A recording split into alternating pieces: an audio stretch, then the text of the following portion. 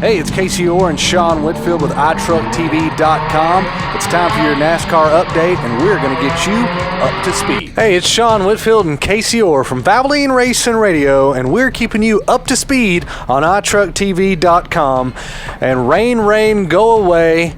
And stop causing such a rain delay for the Geico 400. Sean, we had a rain-delayed race for an hour. Then when it did start, we only got 100 and something laps in.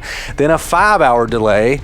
And by the time they were actually in victory lane celebrating, well, it was past midnight. That's right. It was early Monday morning by the time Matt Kenseth got his 30th victory in 500 NASCAR Sprint Cup Series starts. And, you know, it was an exciting race.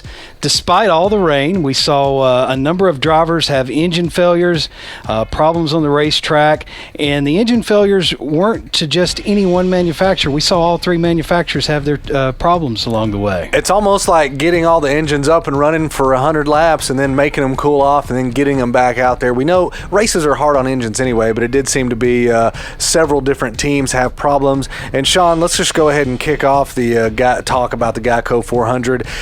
With the news that NASCAR came out this weekend because of the incidents at Richmond, there's actually 13 members of this year's chase. We knew there was going to be 12. Jeff Gordon allowed to come in, and there's 13 this year. So all of that excitement crowded around the first race of this year's chase. Yes, with all the drama we had at Richmond with Clint Boyer and the entire Michael Waltrip organization, NASCAR chairman and CEO Brian France made the decision late on Friday of last week that Jeff Gordon would be allowed to be in the chase, which first time ever that there has been 13 drivers to be in the chase for the Sprint Cup.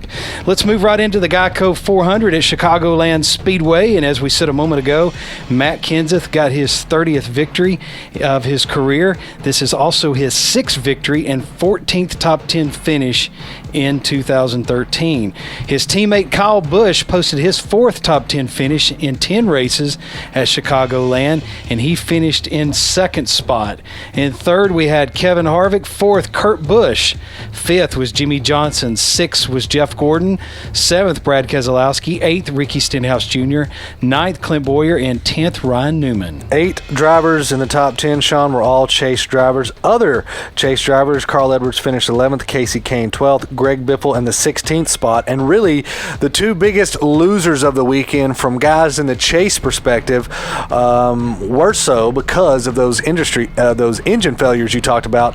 Dale Earnhardt Jr. had an engine go down. Sean finished 35th. And Joey Logano, which some would argue didn't belong in the chase because of Richmond, well, he had an engine failure and finished 37th. There were 9 caution flags for 46 laps and 25 lead changes among 16 drivers. You know, it's a shame, Sean, because with all the drama that surrounded Richmond leading into the chase, and I think a lot of people were ready just for some actual action to take place on the track. And I think what we saw at Chicagoland was good side-by-side racing. The restarts were great. It's just unfortunate when Mother Nature gets in the way, because that's one thing about NASCAR. You just can't drive when the course is wet. Well, and you know, not only did we have the rain cloud over the racetrack on Sunday, but there was a cloud over the sport for several days before. A lot of people upset about these decisions. I'm one of them, but that's one thing. NASCAR makes a decision. It is the way it is, and you just deal with it going forward. You know, NASCAR had a special meeting with all the team owners, drivers, and crew chiefs last Saturday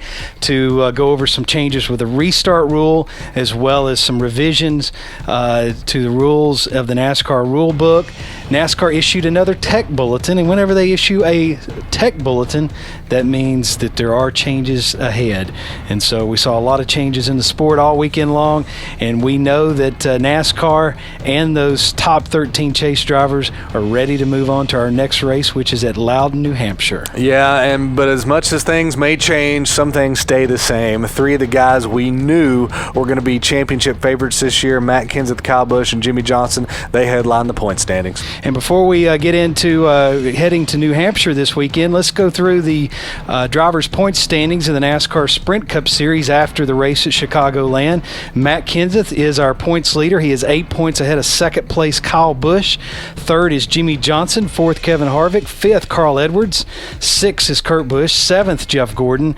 Eighth, Ryan Newman. Ninth, Clint Boyer. 10th, Casey Kane. 11th, Greg Biffle. 12th, Joey Logano. And 13th is Dale Earnhardt Jr. A little too early in the chase to count anybody out, but right now, because of the blown engines, Joey Logano and Dale Earnhardt Jr. both 52 and 53 points behind the leader, respectively. That's over a race's worth of points. That's going to be tough, but there is still 9 races remaining. Of course, this weekend we're headed to Loudon, New Hampshire for race number 2 of the NASCAR Sprint Cup Series chase as we get to the final 10 races of the chase, which will end in Homestead, Miami Speedway. Of course, you can join us each and every Monday and Thursday on Rock 105, which is in Chattanooga, Tennessee, and you can also catch us on iHeartRadio every Monday and Thursday at 6 p.m., and we'll keep you up to date with all things NASCAR. That does it for this week's Up to Speed on iTruckTV.com. Right here on the NASCAR update at iTruck TV, where Sean and I keep you up to speed.